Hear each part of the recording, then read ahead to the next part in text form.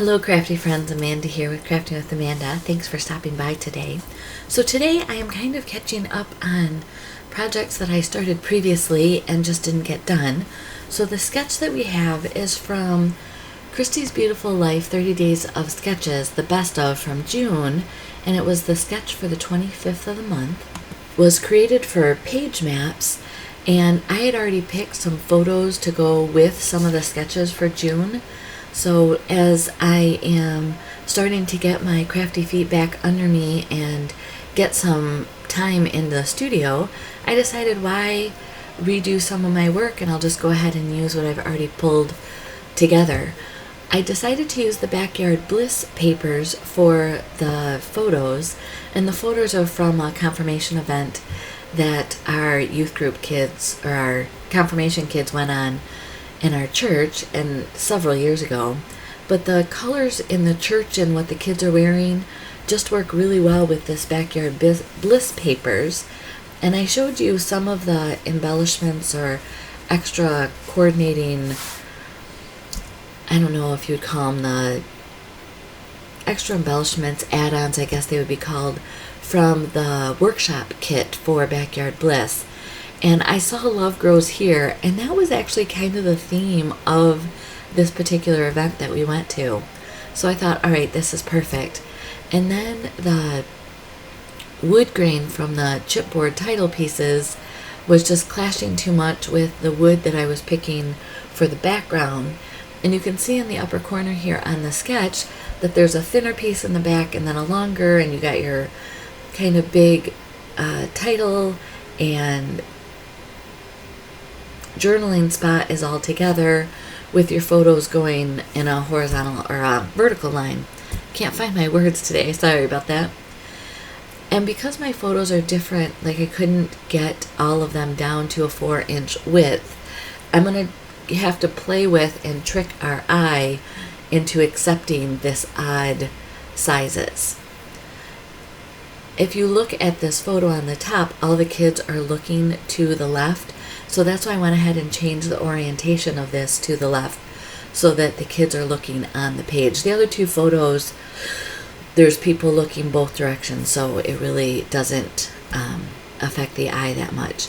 So here I decided to use that floral with the watering cans and all the carrots, the rabbits, the birds, and all of that paper for the bottom half of the background. But still the title is not...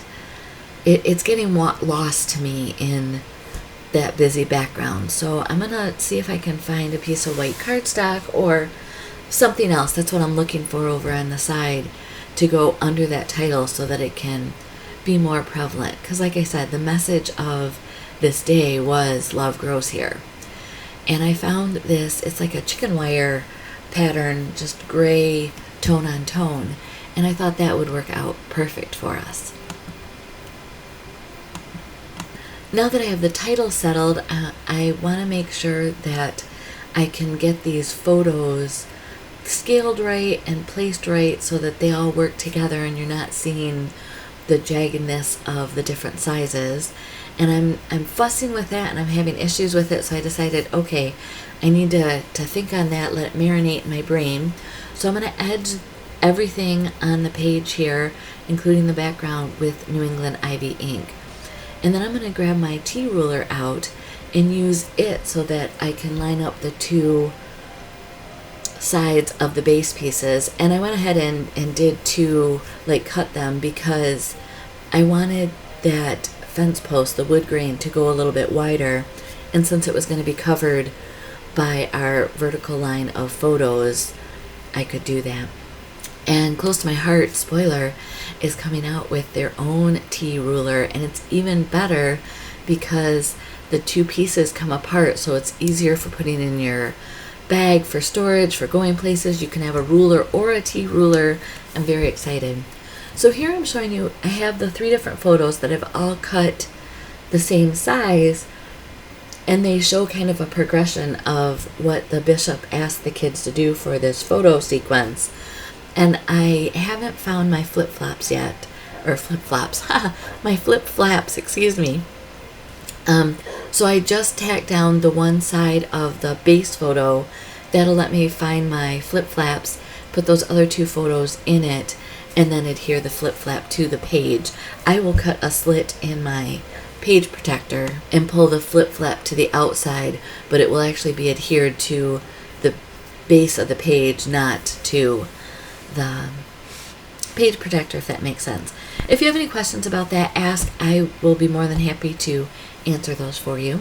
So as I'm gonna, as you see me here, kind of dry fitting where everything's gonna go again and taking a look at things, I stamped using my old journaling jot stamp the lines for adding some journaling. In here I'm gonna just glue everything down. If you find on videos that they're going too fast for you or they're going too slow, you really want to move them along, YouTube allows you through the settings to change the playback speed. So if you click the settings button, which looks kind of like a gear, there's a playback setting, and normally it says normal, and if you click on that, you can change it to speed it up or slow it down and watch YouTube videos the way that works for you. I'm one of those, for the most part, that if I'm watching and just looking for inspiration, I like to play them back a little faster and just see what they're doing. And I like that speeded up motion of the process coming together. Kind of like people like those ASMR videos, excuse me. I like watching the process of people putting things together. And then if I'm trying to create a project that somebody is teaching, I'll slow it way down, and then it kind of sounds funny because their voice slows way down too. So just a tip for you there.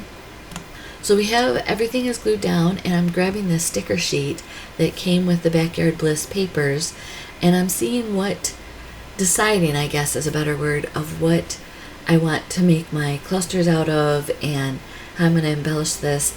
I didn't end up doing a line underneath between the 2 pattern papers because of my piece that I added for my title. I didn't line it up with the top of that joint, and I didn't push it up. It was just going to be out of proportion, so that was a conscious choice to not do that. And then they have that little file tab that says date on it, and instead I'm taking these flags from the sticker sheet and just going to make a little banner going from the edge of the base paper to the edge of the photos. Again, trying to find my words this morning, I apologize.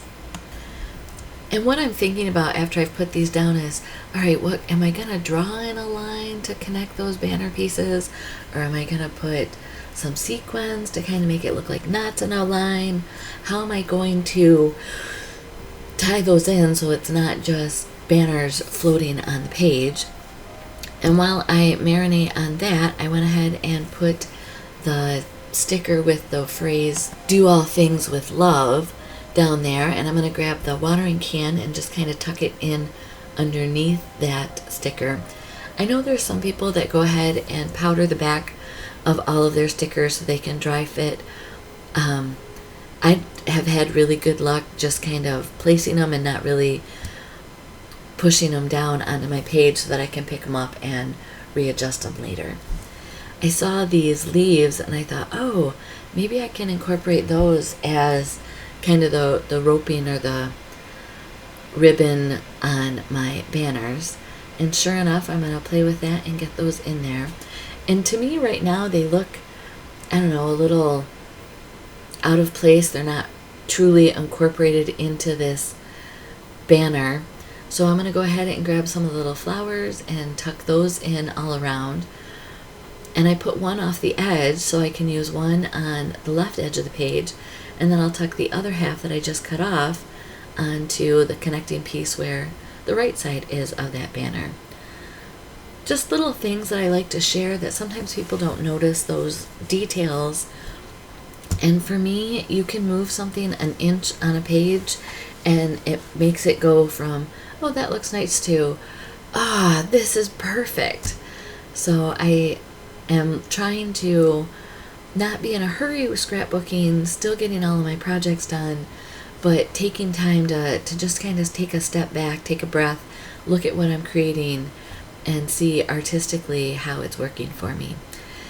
So I have discovered a brand new, huge, full box of photos, and I thought that I was getting caught up on things and that I had organized my photos into, I have these paper envelopes that I create, and so I can take all the different event photos, like whether there's one photo from an event or if there's 16 photos from, for an event, they all go into this one folder, and I can label them, and I put them in my theme categories in my photo box. Well, I found, gosh, it's got to be 1,000+ photos from when we were first married, my husband when he was a child, all the way up to I think 2013. There's some photos as well. So 40 years of photos documenting our life that I need to sort and get into their theme categories. So I have more photos to choose from, and yet I haven't printed any photos except for a handful since any events of 2013. So here you can see a close-up of the layout. I did some white gel stitching around the outside and wrote the date in that white gel pen. This is where you can connect with me on social media. Here's another video you may be interested in. If you are a subscriber of my channel, thank you so much. You're being here and supporting me by clicking like and being a subscriber really helps. Blessings.